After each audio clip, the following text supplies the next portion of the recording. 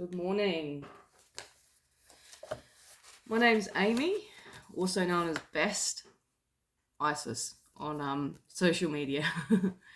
Anyway, I wanted to talk today about amalgam illness again. That's the subject of the channel, but I just wanted to go through individually what's on this page. Okay, so amalgam illness, diagnosis and treatment, what you can do to better help yourself, and how your doctor can help. Now, my doctor, I had to leave my doctor and find another one. Anyway, that's another story. So this was written by Andrew Hall Cutler.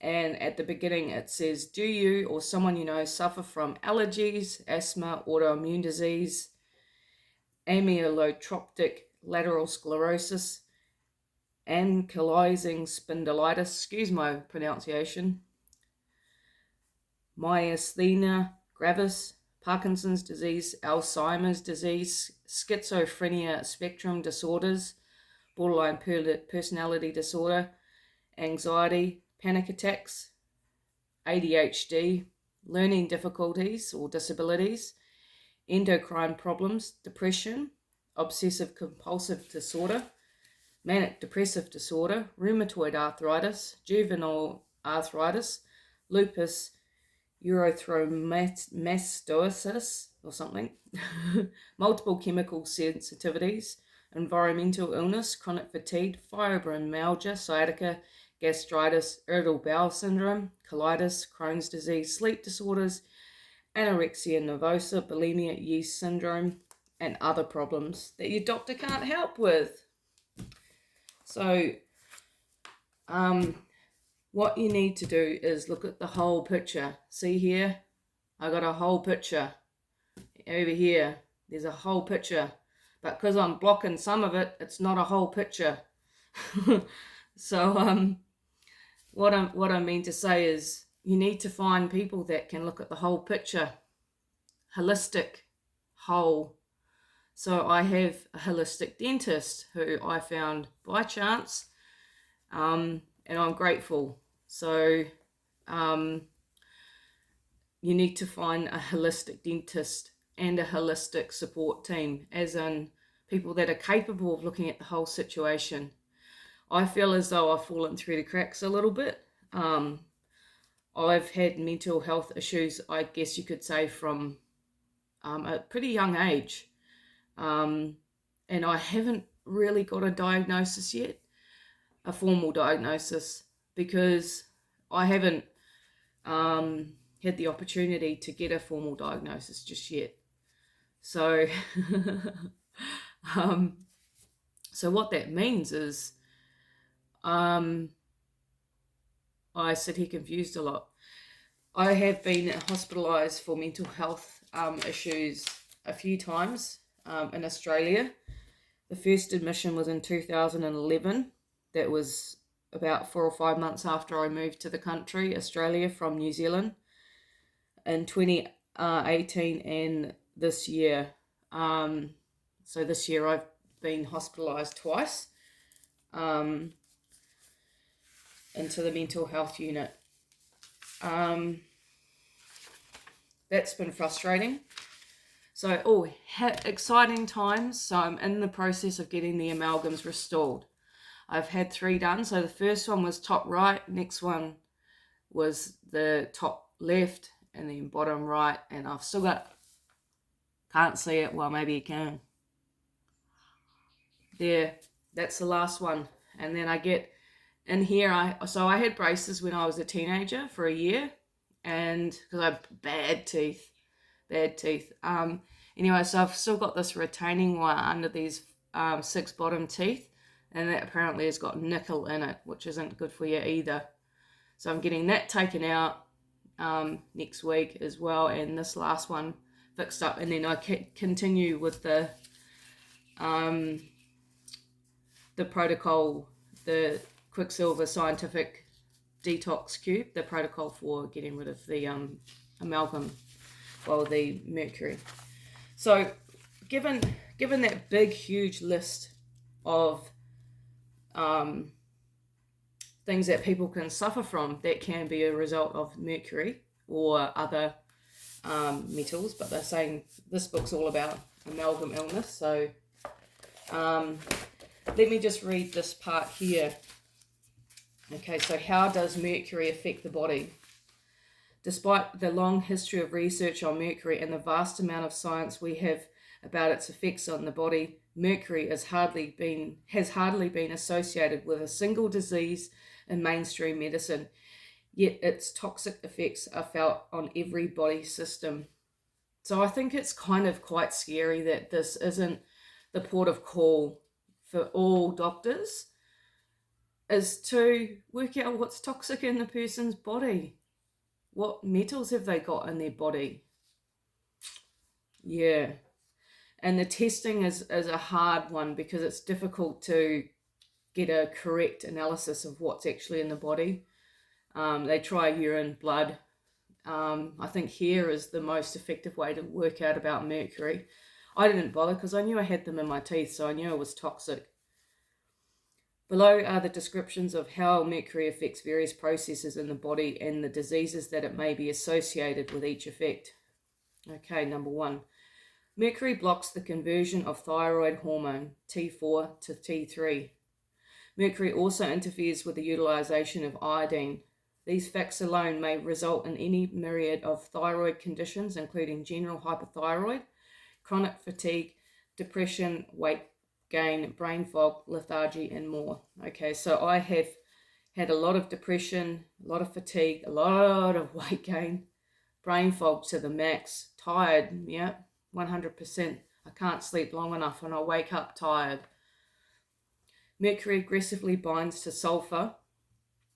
Since many proteins have a sulfur binding site in the amino acid cysteine, mercury interferes with numerous phases of protein metabolism. Mercury binds with selenium, causing selenium depletion, which can have many debilitating effects on the body, including a weakened heart and cartilage degeneration, leading to osteoarthritis. Yeah, well, I've got an ankle issue that came on a couple of years ago. I had a sprain, and it's still hard for me to do any sort of walking on slopes or uneven surfaces. It just causes it to really swell up. Okay, the next point. Mercury interferes with the myelination and transport processes of B12, causing an effective B12 deficiency. This in turn causes a rise in homocysteine. The problem associated with high homocysteine are numerous and well known and can include high cholesterol and heart attacks. B12 deficiency has also been associated with MS, dementia, and fibromyalgia. Okay, mercury binds to tubulin, a protein which makes up nerve cells, and this in turn causes the protein to detach, resulting in nerve cells that have conductors without insulation. This signature is found in Alzheimer's patients. Sorry, my reading is really bad, and it's came along. I've struggled with reading since I was a kid, and I think it's all come from when I started getting the mercury put in my mouth when I was a little kid at primary school. So that affected my ability to see. Anyway, mercury causes mutations to intestinal flora, so our friendly bacteria. These mutated bacteria damage the intestinal lining and lead to IBS, irritable bowel syndrome, and eventually food allergies. So I have an allergy to lactose or milk. This is why many autistic children have IBS and general digestive issues and eventually have to go on special allergy diets. Next point. Mercury has severe depressive effects on the immune system, leading to candida or yeast and frequent general illness. Mercury interferes with the utilization of vitamin C, causing numerous health issues, including weak bones, joint degeneration, easy bruising, spider veins, and other circulatory problems. Mercury rises DHT, dihydrotestosterone levels, which lead to oily skin, baldness, and an enlarged prostate. It can also lead to excessive facial hair on women and increased muscularity to both men and women. I remember my mum having a lot of facial hair. She also had MS. She died of MS. She was only 65. My old man, he had a massive heart attack and died at 64. Both had Mercury. Let that sink in. How young am I going to live till? That made no sense, eh? But how young am I going to live till? 64 and 65, my parents. Not good. Okay, Mercury interferes with the production of digestive enzymes, which results in heartburn, gas, bloating, and other common digestive issues. Mercury causes cell mutations, which can cause cancer and moles.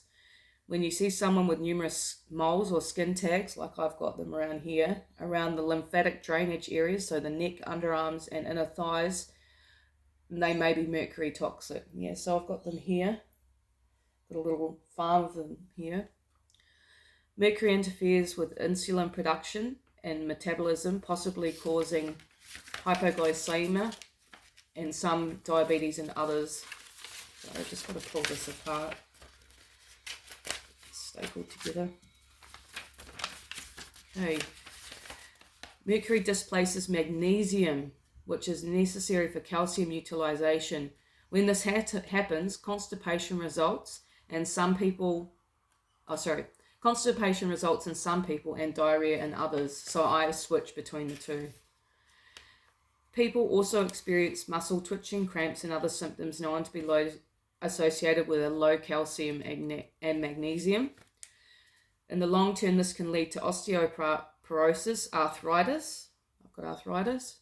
Migraines, yes. Cramps, yes. And achy joints and muscles, yes, yes.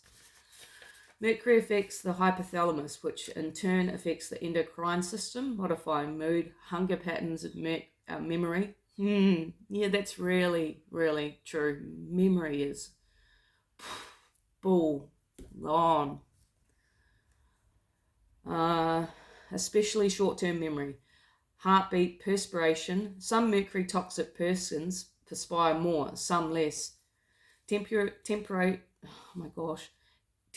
regulation and circadian rhythms. Yeah, 100%.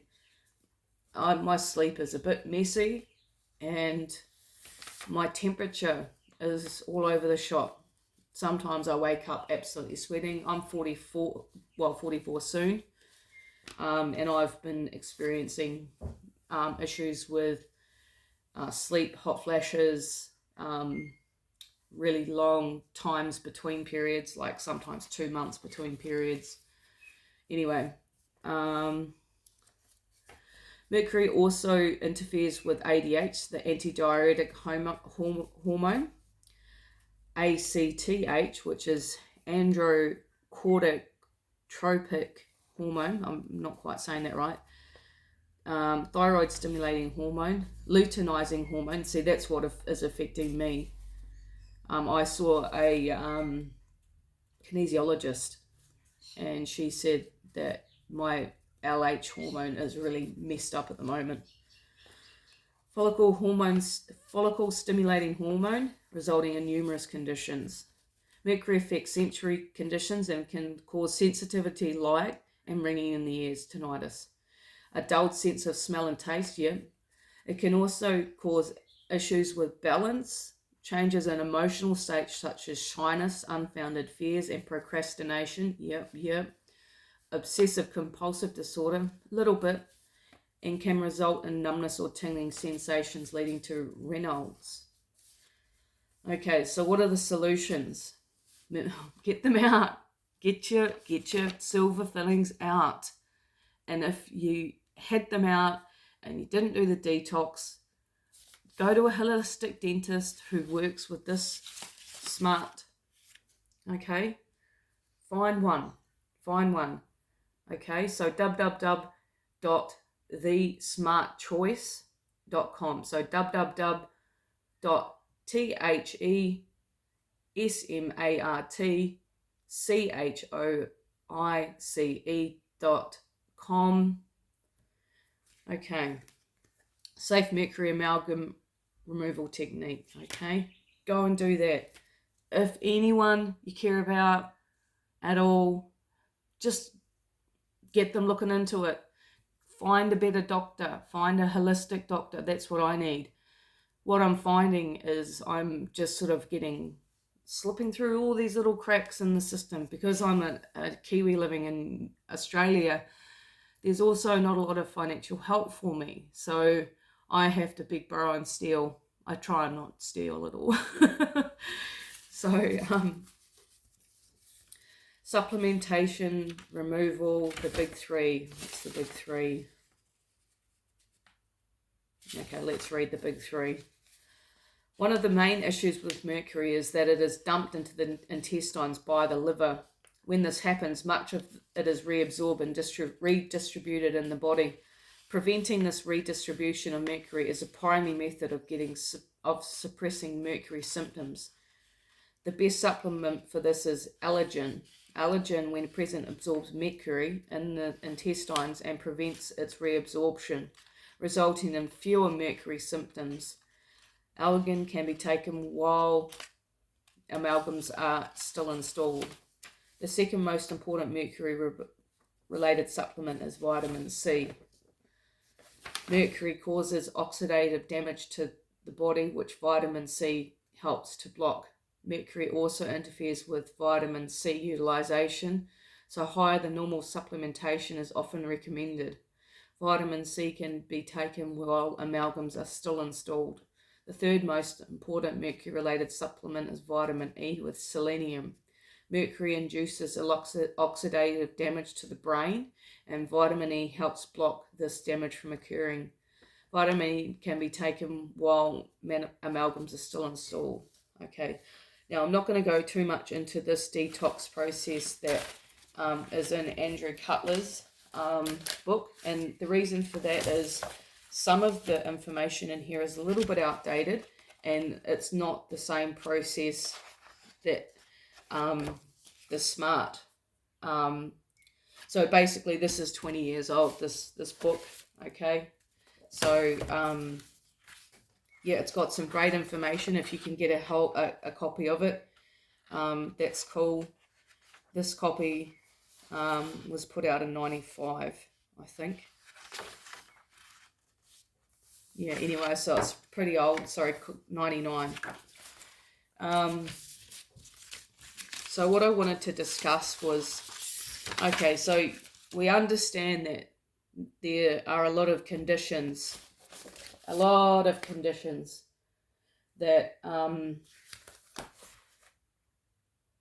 mercury can cause. Okay, so for me, there's been a lot of things, but the mental health issue has been a big problem, and that's really sort of reared up. This year has got really bad. I've been hospitalized twice, sectioned basically. So I've been put off medically unfit until the 18th of November, which makes it very difficult when you have people around you that aren't supportive, and that can lead to things like homelessness. And we just got our eviction notice yesterday.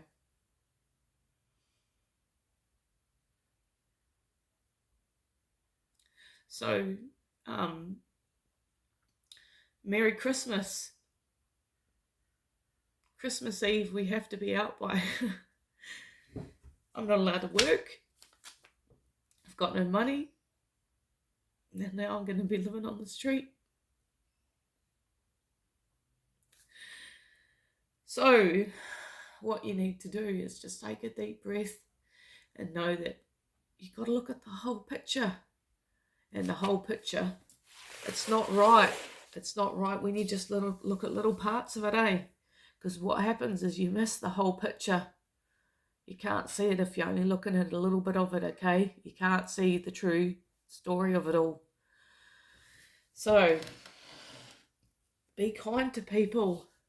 Everyone. just be nice. There's so much uncertainty in this world. You don't know what's coming. You don't know who's looking at you, smiling, and stabbing you in the back at the same time. Okay, so just be very careful, very careful, you know. I trust my cats and maybe about 3 people. Anyway, you got to put faith in that there's some good people out there and do your best. Do your best. That's all you can do. And look at the whole picture. Don't walk around with these blinders on, bro. You're never going to see it.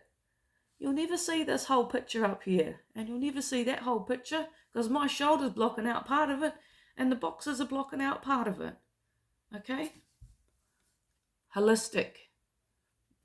Western medicine, it's not a holistic approach. What do? You go to the doctor. He opens his little cookbook. Oh yeah, okay. What's your recipe that you're after? Oh, so you've got, let's say you've got bipolar, maybe. So what's the recipe for that? Oh yeah, we'll try this lot of drugs first for this long, and then if that doesn't work, let's mix all this shit up. But they're only looking at one little part. One little part. They're not looking at the whole picture. And the whole picture, well, even when you think you're looking at the whole picture, you might not get it all. Okay? Because there'll be a little part in there that's been covered up by something. But just do your best. Do your best. Anyway, what else have I got to say? That's probably it for now. But anyway, take a deep breath. Do some meditation. I haven't done it for a long time, but I'm going to do some today. So let that be the change for everyone. Have a lovely day. Bye.